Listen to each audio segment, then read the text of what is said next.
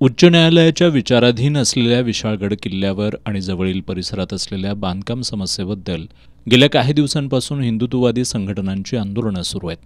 सद्यस्थितीत उच्च न्यायालयानं कारवाईला स्थगिती दिली असून अतिक्रमण प्रकरण न्यायप्रविष्ट असल्याचं सांगत गडावरील प्राचीन मशीद आणि पीर मलिक रेहान दर्गा किल्ल्याचाच भाग असल्याचा उल्लेख 12व्या शतकापासूनच्या दस्तऐवजांमध्ये असल्याचा दावा मुस्लिम समाजानं केलाय. मस्जिद आणि दर्ग्याच्या विषयावरून धार्मिक वाद निर्माण करणाऱ्यांवर कारवाई करण्याची मागणी निवासी उपजिल्हाधिकारी संजय तेली यांना सादर करण्यात आलेल्या निवेदनात करण्यात आली आहे.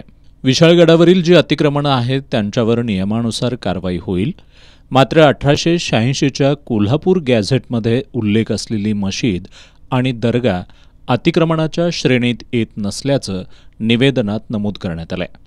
विधानसभा निवडणुकीच्या पार्श्वभूमीवर धार्मिक तणाव निर्माण करण्याच्या उद्देशानं सध्याची आंदोलनं होत असून प्रशासनानं याबाबत योग्य ती कारवाई करावी अशी मागणीही निवेदनात करण्यात आली आहे. निवेदन सादर करताना युसुफ शेख, सलमान मौलवी, सनी मुल्ला, फजल मुजावर, इरफान बिजली, नौशाद मनेर, फजल शेख आदी उपस्थित होते.